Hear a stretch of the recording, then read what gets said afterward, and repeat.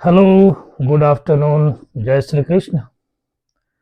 आज बात करते हैं एक बहुत ही इंटरेस्टिंग प्लैनेट के बारे में। आज फ्राइडे है, शुक्रवार है, तो आज बात करते हैं वीनस के बारे में। वीनस, शुक्रदेव। शुक्रदेव मतलब रोमांस के देवता, शुक्रदेव मतलब लव के देवता, शुक्रदेव मतलब आर्ट के देवता, ब्यूटी के देवता, लग्जरी के देवता। शुक्रदेव है कौन? अगर आप पौराणिक कथाओं में जाएंगे तो शुक्रदेव जो है ये महर्षि भृगु के पुत्र हैं, दैत्यों के गुरु हैं और महर्षि भृगु के पुत्र हैं। ये भृगु ऋषि वही हैं जिन्होंने ज्योतिष की शुरुआत की, सबसे पहले जिन्होंने ज्योतिष के बारे में लोगों को अवगत कराया था भृगु ऋषि ही थे। और अभी उनके नाम से भृगु संहिता वगैरह मार्केट में अवेलेबल है, आप देख सकते हैं, बहुत सारे बुक्स अवेलेबल है भृगु संहिता बोल के। तो शुक्रदेव दैत्यों के गुरु बने क्योंकि उनको कहीं ना कहीं ये लगता था कि उनके फैमिली में उनके माता के साथ अत्याचार हुआ है, क्योंकि विष्णु जी ने उनकी माता का वध किया था। उनकी माता जब दैत्यों को छुपा रही थी, आश्रम में शरण दे रही थी कि आश्रम में कोई आके कोई भी देवता मार नहीं सकता, तो कुछ दैत्यों ने जो कुकर्म किए थे उसको शरण दे रही थी।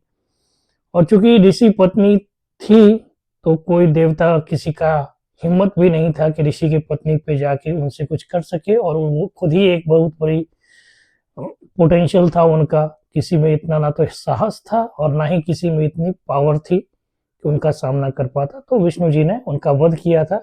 इस बात से नाराज हो गए थे शुक्रदेव और उन्होंने दैत्यों का गुरु बनना पसंद किया, दैत्यों का पक्ष रखना पसंद किया।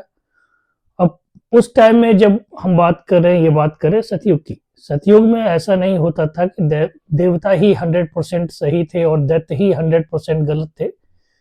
अब यहाँ बोलते, आज हम बोलते कि कोई देवता है कोई और वो दैत्य थे। गलतियां हर जगह थी, दैत्यों ने ज्यादा गलती की, देवताओं ने कम गलतियां की, इसलिए वो देवता बन गए। जो जीता वही सिकंदर वाली बात है। जो कम गलती किया और जिसने धर्म का मार्ग पकड़े रखा वो लास्ट में जाके जीत गया, और जो जीत गया वही सिकंदर हो गया, वो देवता कहलाए। इंद्र के बारे में आपने सुना होगा, इंद्र की कहानियां सुनी होगी, टीवी सीरियल में देखते होंगे कि इंद्र के जब भवन सजते हैं तो कैसे कैसे अप्सराएं वहां पे नृत्य करती हैं, सोमरस का वितरण होते रहता है, सभी देवता लोग आनंदित रहते हैं, सोमरस पीते हैं और नृत्य देखते हैं। तो फिर भी हम बोलते हैं कि हाँ, ये देवता है, इंद्रदेव है, ये अग्निदेव है, ये वरुण देव है। तो ऐसे ही है। तो ये नहीं कि देवताओं के गुरु है शुक्रदेव, तो शुक्रदेव को हम बुरी नजर से देखेंगे। ये एक गुरु है जो कि दैत्यों के ही गुरु हैं, और इन गुरु की पदवी इन्होंने कुछ करके, कुछ समझा के, इनके पास वैसा नॉलेज था, इसीलिए इनको एक पदवी दिया गया कि आप दैत्यों के गुरु हैं। इन्होंने घोर तपस्या भी की थी महादेव की, और महादेव जी से संजीवनी विद्या भी इन्हें प्राप्त हुआ था, एक वरदान स्वरूप, ताकि ये जब भी चाहें असुरों को जीवित कर सके। कोई असुर अगर युद्ध में मारा जाता है तो उसको वो जीवित कर सके। अब ऐसा इसलिए हुआ क्योंकि समुद्र मंथन के दौरान जब विष्णु जी ने देवताओं को अमर कर दिया, सारा अमृत देवताओं में ही बांट दिया, और देवता तो अमर हो गए, दैत्यों के पास अब कुछ बचा नहीं।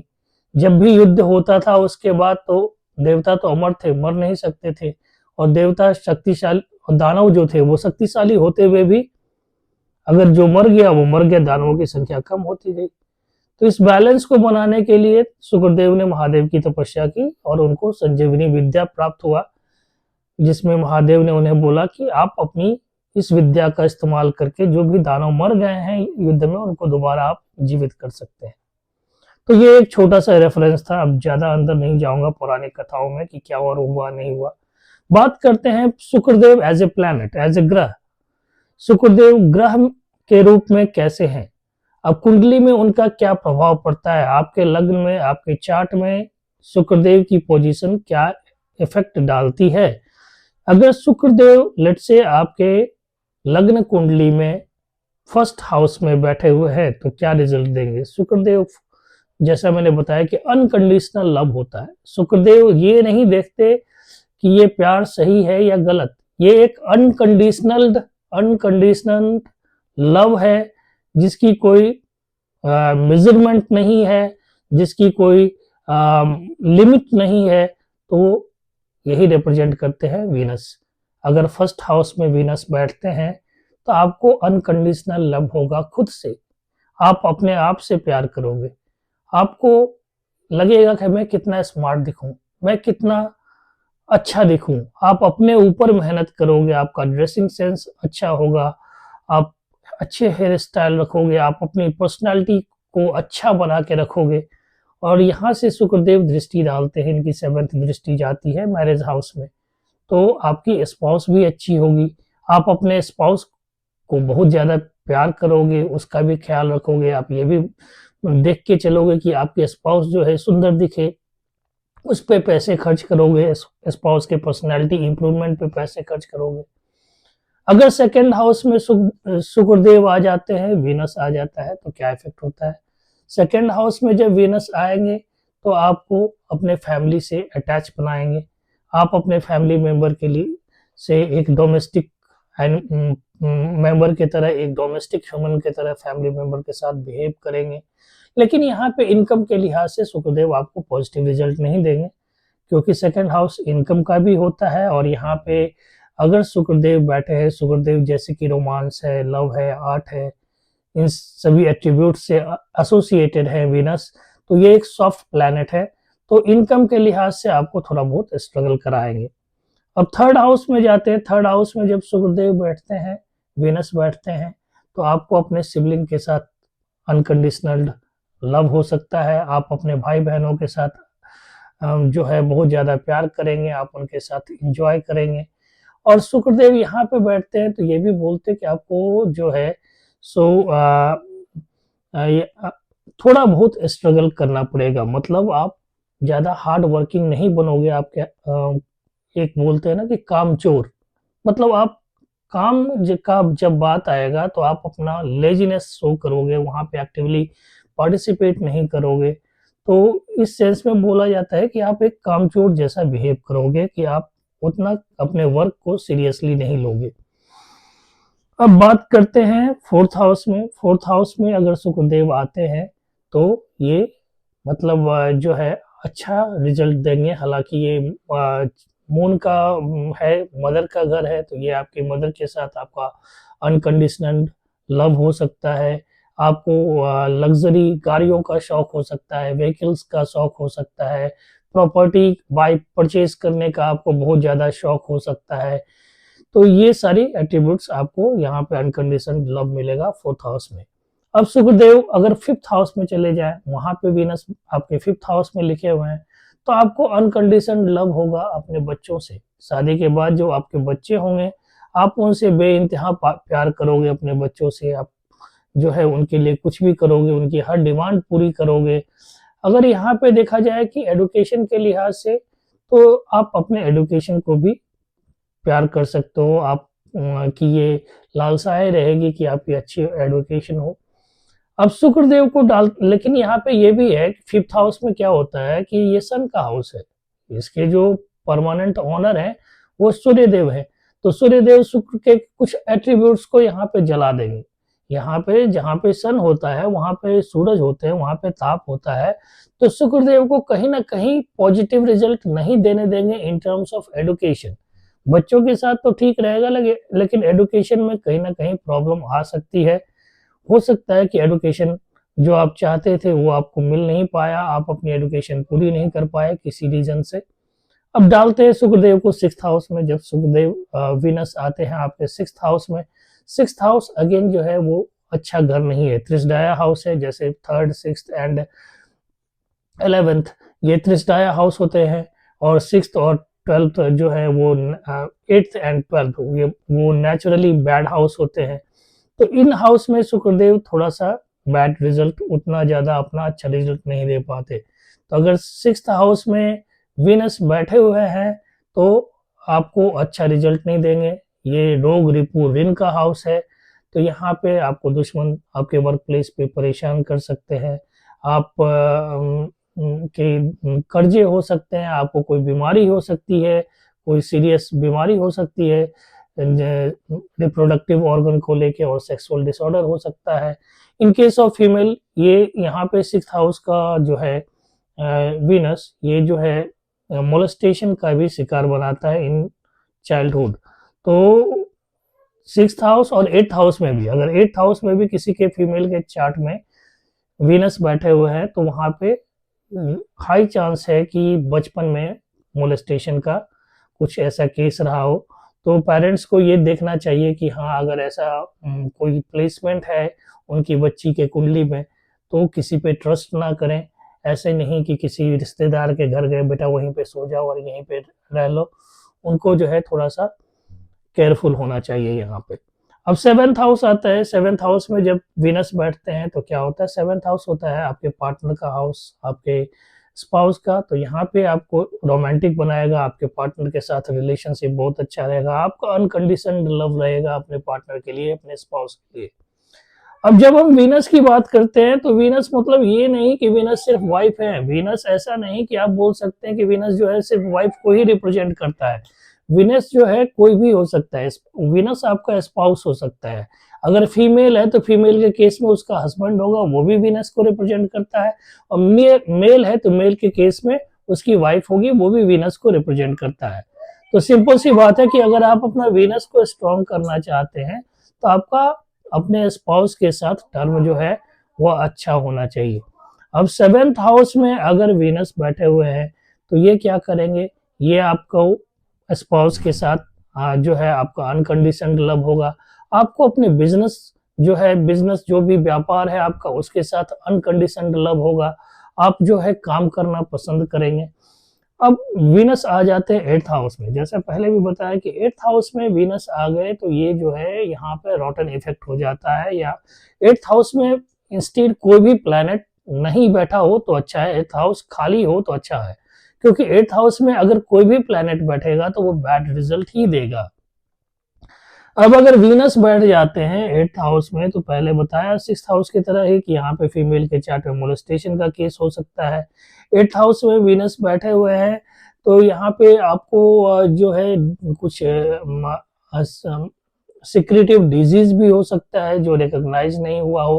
रिप्रोडक्टिव ऑर्गन से लेके का सेक्सुअल डिजीज हो सकते हैं। In case of male low sperm count हो सकता है। इन केस ऑफ मेल आपकी सेक्सुअल डिजायर कभी पूरी नहीं होंगी। आपको डिजायर तो होगा लेकिन आप उस लेवल पे जो है काम नहीं कर पाओगे। तो ये प्रॉब्लम होता है वीनस 8th हाउस में। अब अगर वीनस के साथ, लेकिन हाँ, ये इन लॉज के साथ थोड़ा रिलेशन भी सही बनाता है। आपका इन लॉज जो है आपके लिए सपोर्टिव रहेंगे जब भी जरूरत होगी, क्योंकि 8th हाउस इन लॉज का भी है। तो जब भी आपको जरूरत होगी time to time, in-laws आपके सपोर्ट में खड़े रहेंगे। अब वीनस कहीं भी, मान लो 8th हाउस में वीनस के साथ राहु बैठ गया, तो ये और भी बैड इफेक्ट देगा। मतलब यहाँ पे जो नेटिव है उसका एक्स्ट्रा मैरिटल अफेयर कराएगा। बहुत हाई चांसेस है। 5th हाउस वीनस भी ऑल्सो अगर 5वें हाउस में भी हैं या फिर 11वें हाउस में भी हैं वीनस, तो इन दैट केस क्या होता है कि there is a high chance कि आपका एक्स्ट्रा मैरिटल अफेयर होगा। शादी के बाद आप चक्कर चलाएंगे। 5th हाउस में और 7th हाउस में अगर आपके वीनस बैठे हुए हैं, तो ये भी चांस है कि आप लव मैरिज करेंगे। 1st हाउस में भी सेम केस है। 1st हाउस में वीनस है तो आपका मन तो बहुत करेगा कि आप लव मैरिज करें, लेकिन अगर आपने लव मैरिज कर लिया और आपने ऐसी लड़की से लव मैरिज किया जो इंटेलेक्चुअल है, स्मार्ट है, वर्किंग वुमेन है, तो in that case there is high chance कि आपका डाइवोर्स भी हो जाए। तो इन दैट केस आपको संभल के रहना है कि आप जिस लड़की को चूज करो वो भोली भाली हो, इनोसेंट हो, डोमेस्टिक हो, घर परिवार का काम करने वाली हो, ज्यादा इंटेलेक्चुअल स्मार्ट ना हो, तो आपकी शादी अच्छी चली रहेगी, आपका बॉन्डिंग अच्छा बना रहेगा। तो हम थे 8th हाउस में। अब वीनस आ गए 9th हाउस में। 9th हाउस किसका होता है? अब 9th हाउस होता है आपके फादर का हाउस, लक का हाउस, और ये हाउस, इसके जो ओनर है ये जुपिटर है। यहाँ पे वीनस आपको बहुत अच्छा रिजल्ट नहीं दे पाएंगे, क्योंकि ये जुपिटर के हाउस में अब बैठे हुए हैं। जुपिटर और इनका जो है एनेमिकल रिलेशनशिप है। फिर भी आप बोल सकते हैं कि बैड इफेक्ट भी नहीं देंगे, लक उतना साइन तो नहीं करेगा, लेकिन हाँ, जब तक आपके फादर अलाइव है तब तक लोग आपके साथ जुड़े रहेंगे। जब फादर जो है निकल जाएंगे तो उस वक्त आपके थोड़ा प्रॉब्लम क्रिएट करेगा यहाँ पे, कि लोग आपको उतना ज़्यादा जो है आपके बारे में सोचेंगे नहीं, आपसे मिलेंगे जुलेंगे नहीं। अब 10th हाउस में वीनस डालते हैं। 10th हाउस में जब वीनस आते हैं तो ये 10th हाउस होता है आपके करियर का हाउस, आपके वर्क प्लेस का हाउस। यहाँ पे वीनस क्या कराएगा? आपके एक्स्ट्रा मैरिटल अफेयर कराएगा। कहाँ पे? आपके काम पे। आप जब जहाँ काम करने जा रहे हैं, आपका जो वर्क प्लेस है, वहीं पे आप किसी न किसी से के साथ एक्स्ट्रा मैरिटल अफेयर कराएंगे। फैमिली लाइफ में थोड़ी बहुत चिक दे सकता है। यहाँ पे आप बोलेंगे कि हम काम करने जा रहे हैं, काम वहाँ कुछ और ही हो रहा है, तो उस केस में फैमिली लाइफ में, आपकी मैरिड लाइफ में इशू क्रिएट हो सकता है। और सॉफ्ट प्लैनेट है, क्योंकि वीनस एक सॉफ्ट प्लैनेट है। और 10th हाउस जो है, जो करियर हाउस है, वो है स्ट्रगल का हाउस। यहाँ पे अगर बैड प्लैनेट बैठते हैं, जैसे शनि बैठते हैं, मार्स बैठते हैं, तो पॉजिटिव इफेक्ट देते हैं, क्योंकि वो दुनिया के चीज जंजालों से, दुनिया के परेशानियों से लड़ सकते हैं। बट वीनस एक सॉफ्ट प्लैनेट है, रोमांटिक सा प्लैनेट है एक, तो वहाँ पे 10th हाउस में वीनस क्या ही इफेक्ट देगा? उनको मार काट करना नहीं आता, उनको बस प्यार करना आता है, तो वो बस प्यार ही करवाएंगे। वहाँ पे जितनी आपकी ऑपोजिट सेक्स वाले हैं उनके साथ प्यार करते रहिए बैठ के। आप काम वाम करना है नहीं, ग्रोथ होना है नहीं, हाँ आप प्यार करिए, भरपूर प्यार मिलेगा वर्क प्लेस पे। उसके बाद वीनस को डालते हैं 11th हाउस में। जब 11th हाउस होता है आपके सोशल सर्किल का, 11th हाउस होता है आपके रिलेटिव का, यहाँ पे वीनस जो है आपका अनकंडीशनड लव बनाते हैं आपके फ्रेंड्स के साथ, आपके सोशल सर्किल के साथ, आपके रिलेटिव के साथ। और आपके आप कुछ भी करोगे अपने, मतलब अपना भला बुरा नहीं देखोगे। आज जब भी बात आएगी किसी की हेल्प करने की, फ्रेंड की या कोई रिलेटिव की, तो आप ये नहीं देखोगे इसमें आपका क्या लॉस है, क्या जो है आपका गेन है। आप जो है कुछ भी कर जाओगे, किसी भी हद तक चले जाओगे।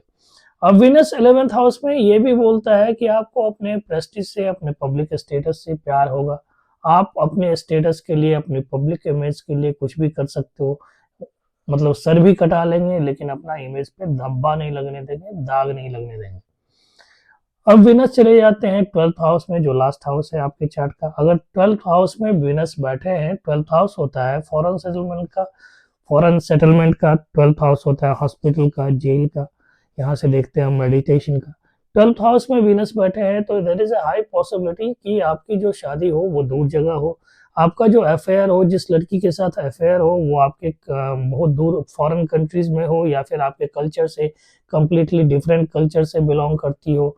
आपको यहाँ पे ये भी दिखाता है कि आप जो है अपनी गर्लफ्रेंड पे, या जिससे जो भी आपके स्पाउस है उस पे आप ज़्यादा खर्चे करेंगे, क्योंकि ये एक्सपेंस का भी हाउस है, तो आपके खर्चे जो है वहाँ पे होंगे। अब 12th हाउस में अगर वीनस बैठे हैं तो ये 7वीं दृष्टि डाल रहे हैं 6th हाउस में। 6th हाउस में डेड रोग रिपुरिन, like enemy, death and disease. तो यहाँ पे कुछ छिपी हुई वीनस से रिलेटेड बीमारियां भी आपको हो सकती है, आपको हॉस्पिटल जाने के भी चांसेस हो सकते हैं। तो ये सभी एट्रीब्यूट्स होते हैं वीनस के। अब वीनस का एट्रीब्यूट हमने देख लिया कि चार्ट के 12 हाउस में क्या क्या इफेक्ट डालते हैं। कुछ कॉम्बिनेशन ऐसे हैं जो कुंडली में, चार्ट में वीनस के साथ खराब माना जाता है। जैसे अगर लेट से वीनस और राहु का, तो मैंने बता ही दिया, वीनस और राहु होगा तो एक्स्ट्रा मैरिटल अफेयर कराएगा ही, कहीं ना कहीं बैठ, या कहीं भी बैठ जाए वो चार्ट में, किसी भी हाउस में बैठ जाए तो वो एक्स्ट्रा मैरिटल अफेयर कराएगा ही कराएगा। और जो है कहीं ना कहीं वो कुछ न कुछ बंदा जो है मोरली, कैरेक्टर वाइज उतना सही नहीं रह पाएगा। अब अगर वीनस जो है, वीनस के साथ मार्स बैठ जाता है, तो एक तो वीनस हो गया, ऊपर से मार्स हो गया। वीनस रोमांस के देवता, मार्स जो है वो लड़ने वाला प्लैनेट। अगर वीनस और मार्स बैठ गए तो क्या कराएगा इंसान को? इंसान जो है कुछ भी करेगा, मतलब वो उसका कोई कैरेक्टर ही नहीं है, आप बोल सकते हो उसको कंप्लीटली कैरेक्टरलेस पर्सन। ना वो घोड़ा देखेगा, ना बैल देखेगा, ना गधा देखेगा, ना गधी देखेगा, ना घोड़ी देखेगा, ना बकरी देखेगा। वो कहीं भी चला जाएगा, वो कहीं भी चला जाएगा और किसी भी तरीके से करेगा। ना आगे देखेगा, ना पीछे देखेगा, ना ऊपर देखेगा, ना नीचे देखेगा। तो वो जो है वहां पे एक बैड इफेक्ट देगा, यानी रोमांस इन एग्रेसिव नेचर, तो वो जो है बहुत ही बैड इफेक्ट देगा।